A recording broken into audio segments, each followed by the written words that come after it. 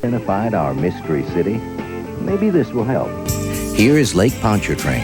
This is the Mississippi River, and Bourbon Street is right about there. Coast to coast salutes the Crescent City, New Orleans.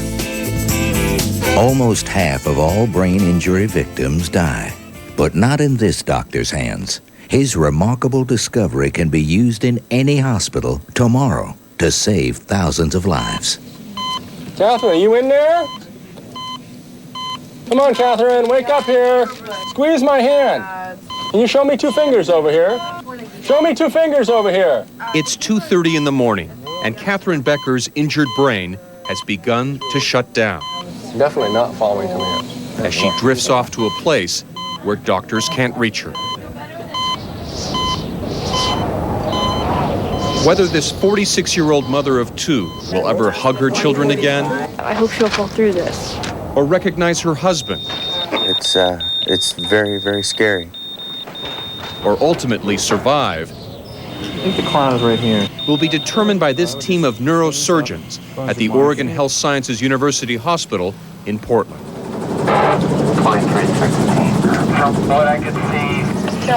The struggle to save Catherine began here just an hour ago. This patient was found down, hit in the head. She's unconscious. They believe she is having a cerebral bleed. Catherine Becker is one of more than 150,000 people who are brought into emergency rooms with severe head injuries every year. Of those, 60,000, 40%, die. Catherine Becker doesn't realize it yet, but she's lucky to have been brought to this hospital. That's because she's going to be treated by one of the superstars of neurosurgery. There he is, and he's helped rewrite the rules for treating people with severe head injuries, which could save thousands of lives. Well, this is a CAT scan of her brain. This is the bottom of the brain. This is the top. What shouldn't be there is this white part, which represents blood in this case. Dr. Randy Chestnut and his team know that this blood clot could kill Catherine by creating intense pressure in her skull. This little circle here outlined in black is the brainstem, where all the wiring's coming. And if you press on that, that's when you're in serious trouble. Catherine's fate may rest with Chestnut's use of a simple, inexpensive technique, round-the-clock monitoring of the pressure inside her brain. It's a decades-old procedure that, surprisingly, is not practiced by most neurosurgeons. How important is monitoring brain pressure? Well, it's critical. In really sick head-injured patients, it's critical. But when you say critical, what do you mean? It can make the difference in life or death, and it can make the difference in good outcome versus bad outcome. So you're going to go into the brain, and you're going to remove this clot, and you believe that could save her life? We hope. Out in the hallway, dazed and frightened, is Catherine's husband, Fred. What happened? All I know is that they found her laying near a salt tank. Catherine was injured while on her job at this paper mill in Longview, Washington. She had been there for at least 15 minutes and her body temperature had dropped. A severe head injury like Catherine Becker's is now the leading cause of death for people aged 15 to 40. And a recent study found that 2/3 of the hospitals in America are using outdated and even harmful methods in treating such patients. It's an incredible problem. All neurosurgeons do want to do the right thing. The trouble is there's no consensus on what the right thing is. And so there are some severe head injury patients who are actually being harmed by the treatment they get. I'm afraid that's true, yes. She has a bruise. We're not going to do anything to the brain. We're just going to take the bruise out because it'll make the brain swell more. The danger in swelling is just that the pressure inside the head can get so great that it doesn't get any blood supply and it dies. With precious seconds passing, Chestnut goes to work. Good. Squirt into the air. Look at that. So we have an ICP that's 30. ICP is intracranial pressure, the pressure inside Catherine's skull. Anything above a 20 is considered dangerous. Catherine's reading is 30. Can we have a small brain retractor? While Catherine's blood clot is removed, Fred keeps a lonely vigil. Tell me about your family situation. Do you have children? We have a set of twins,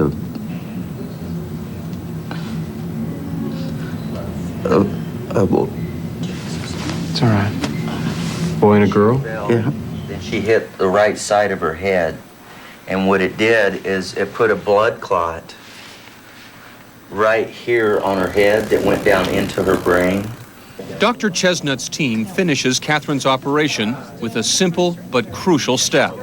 They insert that all-important brain pressure catheter and attach it to a monitor, which will warn them if any new bleeding should occur after surgery. So how's she doing? Well, we'll know better in the morning. The next step will be to monitor her pressure, because 2 days from now, if swelling gets worse, she may get worse again. Just 2 hours later, that's exactly what happens. The number seems to be a little high, so we're somewhat concerned. With the aid of the monitor, doctors discover that Catherine's brain pressure has climbed to 55, far beyond a safe reading of 20. A second CAT scan is performed, confirming another large blood clot. That's like near here. Catherine is rushed back into surgery. With a kind of surgical ballet, Catherine's skull is reopened to remove the new clot and relieve the mounting pressure. Now we're going to put this piece of bone back together so we can fit it back in her skull.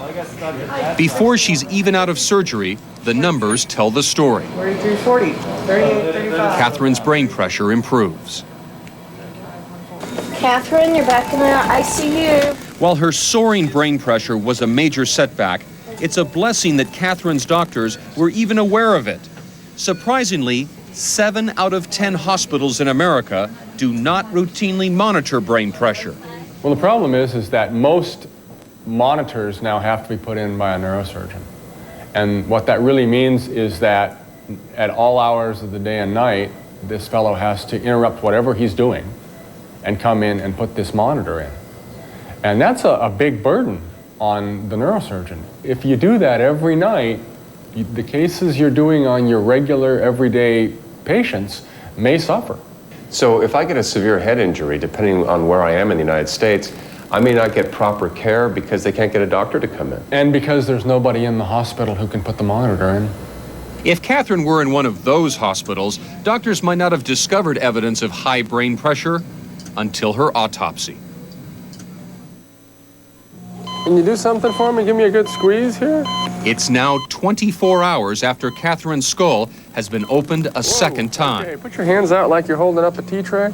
Dr. Chestnut is about to find out if Catherine has suffered any permanent brain damage. Do you know what happened? Don't remember at all, huh? Back from the brink, Catherine has reawakened. Where do you work? Fiverr. Uh-huh. Where do you live? Longview. Okay, and what's your birthday? No, I'm not asking you how old you are. My heart just fluttered and was like, oh my God, she's moving. You're one of the few people that we can guarantee has a good, healthy brain because we've seen it. Sunshine. I'm here. I do remember hearing the thump, thump, thump, thump, thump, thump, thump. That's all I remember. The way she looks today, I anticipate she'll be able to get up and go back to work within probably 6 weeks. Buddy. Step by step, Catherine is regaining her strength. Careful now. Here, bud. I have no paralysis or anything wrong with speech. Oh, handsome. Oh, you see another one, don't you? The only thing is, I'm bald. Today, she'll return to Portland I want to meet the guy who saved my life. for a checkup with a man she has no memory of. Amazing. Hi. I gotta hug you. Okay. Thank you. Thank you very much. Sure. Even for the haircut? Yeah, even for the haircut. It's not just Catherine's life that's been saved, but her quality of life. Living and dying is black and white. It's easy to follow. But what we really want to do is not just make someone live who would have died, but we want to send them back to school, back home, back to work. With the success of patients like Catherine Becker as his strongest argument, Chestnut is trying to convince all hospitals to routinely monitor brain pressure When we're dealing and with more. options, we're dealing in uncharted waters. Together with the American Association of Neurological Surgeons and the Brain Trauma Foundation, Chestnut has written a first-ever set of guidelines for treating severe head injuries, laid out in a 3-ring binder that's been sent to every neurosurgeon in the country. It covers 14 areas of treatment and really gives the basic building blocks of head injury care. Peter Frampton. What about Peter Frampton? No, Dr. Chestnut looks like him, so sometimes that's what we call him. What's with the hair?